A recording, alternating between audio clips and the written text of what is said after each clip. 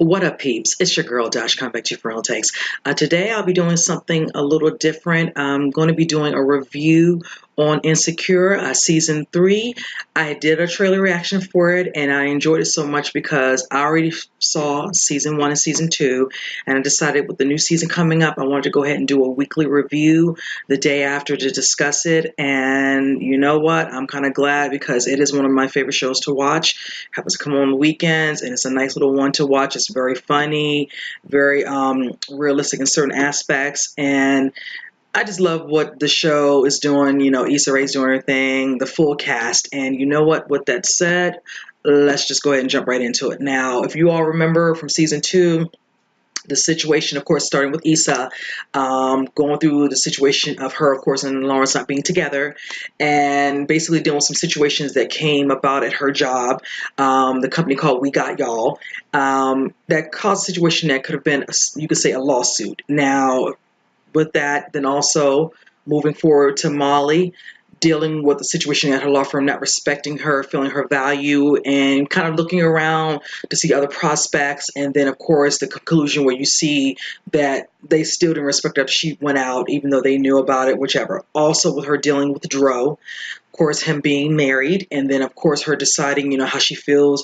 about being with him. They have a good friendship. They know each other a long time, and she didn't want to overstep that particular situation with their friendship and tarnish their friendship if it became more of a physical thing.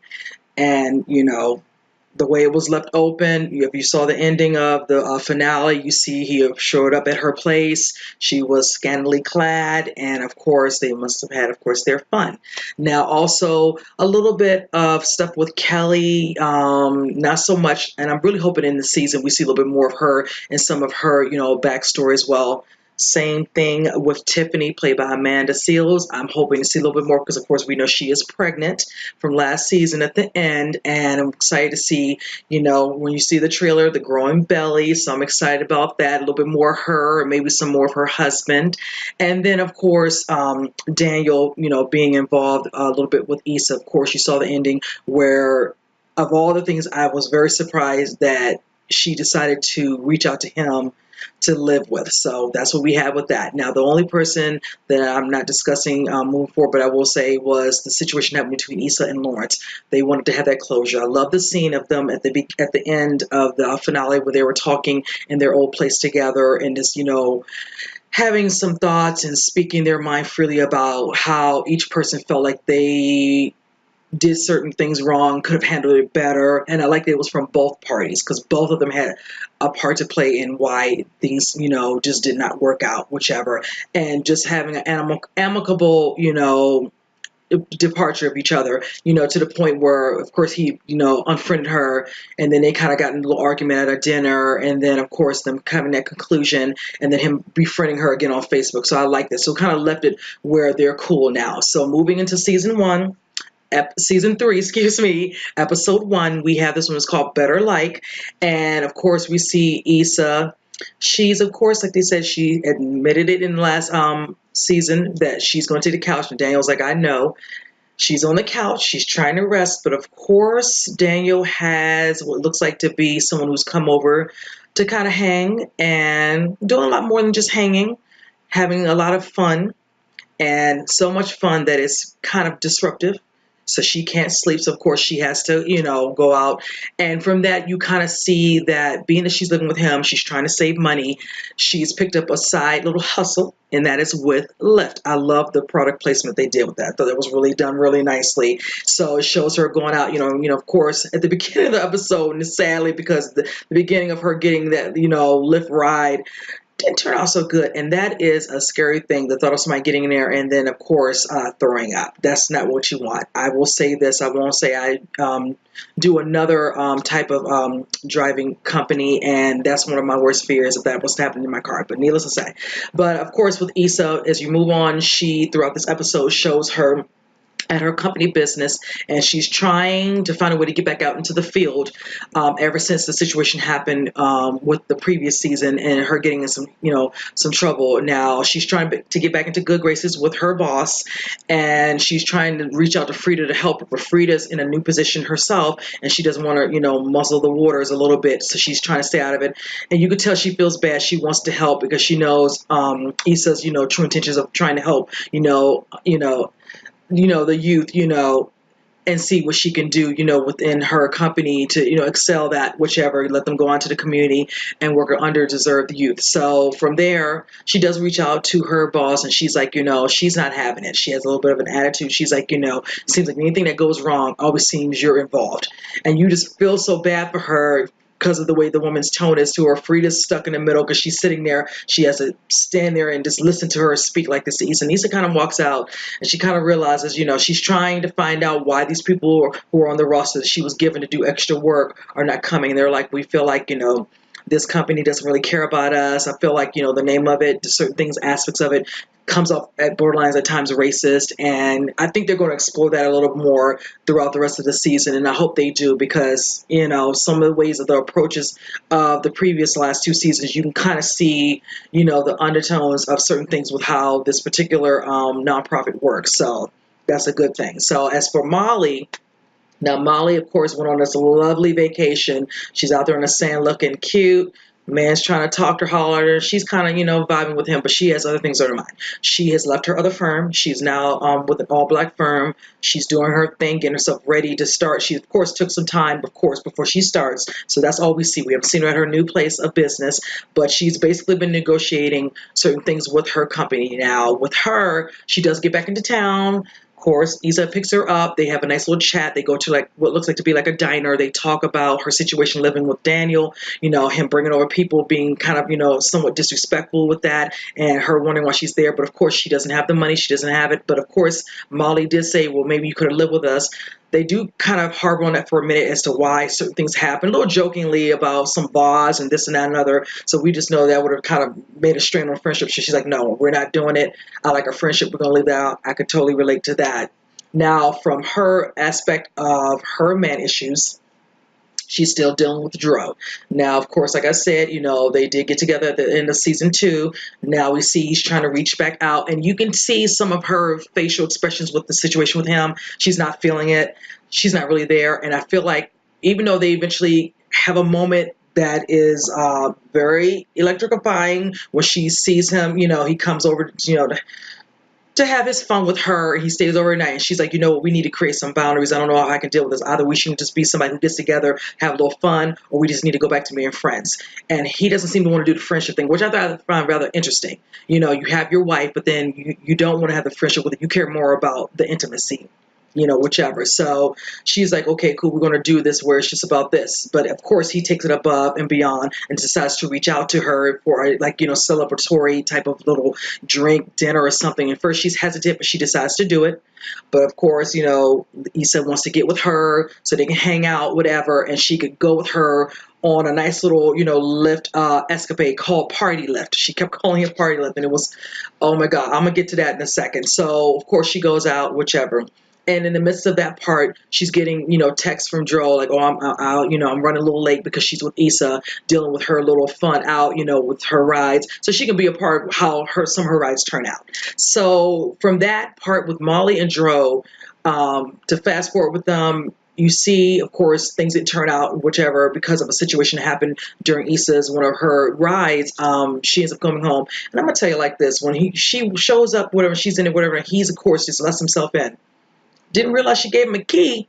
I'm trying to remember what episode I missed where she actually gave him a key, but it's a possibility. I don't have to show every little thing that happens with him coming over, whichever. But she's like, oh, you just let yourself in. That's why I'm just like, okay. So of course they're having a little moment, that's a little kissing, intimate moment for them, and she's kind of vibing, but then some of the stuff that's being talked about in the dress just kind of leaves her just not satisfied. She's like, I don't know how what do you want to do with me? You want to do this? You want to do me and then go back to your wife, whatever. He shut that down real quick, talking about don't bring the wife into this. She's like, I think we should deal with this situation. She was like, you know what? I think I need my key back. And you could clearly tell he was not expecting her to say that. And he's like, I think, I should go. She's like, I think you need to do that. And I agree. Peace out. I feel like what does Kelly say? Growth. She needs to remove herself from that situation. She is not happy. She doesn't have him all. She wants to be in a relationship where the person likes her, she likes them. There's no third party, and she's having, you know, the relationship she would want and what she envisions, what she uses her parents as an epitome, a mantle. But of course, that's been tarnished. And I will say this: I hope throughout this season that part is addressed, because as much as she is upset with her father, and for a minute I can understand, but once you took the road you took with Joe, that became something you are in no position to sit there and judge your daddy, because you're not going to tell him what you're doing, but your father had indiscretion. Well, I don't know if it was one indiscretion or not. I'm trying to remember that little cookout, whatever they had, where they said it was multiple times or not. And then she confronted him, I think, in the kitchen or whatever. But yeah, she needs to reach out to her parents, and I'm hoping we get some sort of closure from that as well, because they were reaching out to her father, want to speak to her mom, whatever, and all. She was avoiding both her parents. So, but moving from that, I like that she did that. He needs to go. I'm like, over it. Go be with your wife. And come to find out, she now knows about Molly. So I think that's one of the things that you can tell by Molly's kind of ticked up, because she's like, a little bit of a forbidden thing, but whichever. Now for Daniel, it's very interesting with him. Okay, she's there. Of course, he's doing his music thing. We see Don Richards in a scene, in the booth singing, whatever. And it was hysterical, the way they had her singing, because we know she's far from that. But I had to like for what it was. Of course, she has certain connections. The guy's basically trying to get her music out there and repping, so he can basically use her for the people she knows. Is good networking within in the music industry, whichever. So he's kind of going along with it. So of course, you see the other scenes with him and Issa where he's talking to her and they're joking with her, but then he tries to reach in for a kiss. And it's just like, she's like, no, I don't think we need you. And he's like, he feels he's getting mixed signals. But honestly, I was trying to see where he was feeling he was getting mixed signals, whatever, because she moved in. And he's wanting to know, of all the places you could have moved to, why here? And she put it out there. I don't think that's all of it, because of course, at the end of the episode, you do see, and she's honestly, she becomes, she just tells him how she truly felt. But she did admit that it is close to her job. Hey, being honest, just tell him everything. Yes, it's close to the job, whichever. And he just, kind of takes it for what it is at first, whatever. He shrugs it off or whatever. But towards the end of the episode, you see where she finally says, you know what? I'm just not liking the way I'm being treated. I know you're hooking me up, whatever. Now you're helping me save money, but I feel like, some of your behavior, you're doing it to be spiteful. And I kind of felt for him because honestly, because that part is true. But I agree with him. Of all the places you could have stayed, why him? Not even the fact that he's close to your job, whatever. It's like, who cares? You have a hike or whatever. You got to do, whatever, left or whatever, make the extra money to pay for parking, whatever. Then you do what you need to do. You didn't have to move in with him. Especially after everything that went down, culminating around Daniel to begin with. They do have history, and that's probably one of the reasons why she felt kind of hurt by the way he's been bringing females in, having his fun, whatever, at any type of night, not respecting the fact that she's out there on a couch or whatever. So they kind of, clear the air a little bit, and he kind of was like, okay, he kind of understands what I'm not. He was kind of cool with that. So they do show a scene of her sitting out there, watching, what looks like, a parody of a show, with some, very known, faces, Erica Alexander, a couple of the different faces. It was kind of cute, nostalgic, whatever, and all seeing them, whichever. And it was just nice because he sat out there and they were, kind of, just enjoying each other's company on the couch, whatever. So of course nothing else happened, but she did admit that she does still have feelings. So it makes it really hard, for her to know that boundary. She's trying to set that boundary with the friendship, because she says, even though I feel this way about you, he does obviously clearly when he tried to lean in for a kiss, I want to maintain this friendship. And I thought we still could be cool with friends, whatever. So I'm hoping, they're going to work on that friendship. But if you saw the trailer, she's, putting things out. Molly's like, don't do it. They might hook up. You never know. We have quite a few more episodes to go. What is it? I don't know if is it 8 episodes this season or 10. I'm not sure. I didn't check that, whichever. But I'm just looking forward to seeing how they're going to grow. Now, we didn't see Kelly and we didn't see Tiffany. I know going to episode 2, we're going to see a little bit more of Kelly. And I think a little some of Tiffany. One person we definitely will not be seeing this season will be Lawrence. It was told they finally had asked Issa about him not being on a show, and she's going as being the writer. and one of the creators of this show, she says she's going to take Issa and just kind of stay true to her. They both have broken up. He's kind of moved on. She's moved on. Whichever, they're no longer in the same apartment or whatever. So that's that closure right there. But that's not to say that he might not come back in a future season. You never know. So Jay Ellis has actually other things going on. He's working on a couple things. I know he's in a new movie coming out with Megan Good and Omari Hardwick. So I'm excited for him. He's building up his movies and TV, so I'm happy he's doing other things. But I know some people are kind of bummed. I like the way they ended it last season, so it's fine for me to understand why he's not going to be on it this season, whichever. Because when I did see the trailer, I was kind of at first shocked. Like, I thought he would still be in some ways, because if he's still friends, but in the end, those are all her friends. Just like that came up in season 2 when he brought the girl to the dinner. Those are all her friends that he met through her. So honestly, that's kind of how it would be. But like I said, I want to see Issa grow within her company, make some sort of amends with her boss so they can move past it and move forward. And of course, Frida needs to get some backbone. I get sick of the way she carries on. She acts like a little 5-year-old at times, like she can't, she has no fire, in her belly, so to speak. I want to see Molly definitely stand up for herself when it comes to relationships, not just picking any willy-nilly, whatever, to have some fun. Yeah, of course, she want to have fun. She had fun with the guys, Quentin from season 2, another attorney who's located in another office, whatever. That didn't work out. She liked him because he was funny, but we knew that wasn't going to last. She wanted Dro. He got the height, got the smaller, deep voice, whatever, but he's not available. So I'm hoping we'll see some new gentlemen, on the street that we'll get to enjoy and watch that, as well as speaking of Daniel, let's see what he's going to be doing, if they're going to showcase more of his music, whatever. No, because we, of course, know since season 1, that's kind of his thing. And I'd like them to open him up a little bit more. Same thing with Kelly. I want to see more of her. And I definitely look forward to seeing, like I said, Amanda Seales' Tiffany, showcasing her pregnancy and some scenes with them, whatever. And even her husband. I know they would show him, bits and clips. That's fine. Also, the last thing I want to discuss is the part with the party lip. That scene was hilarious.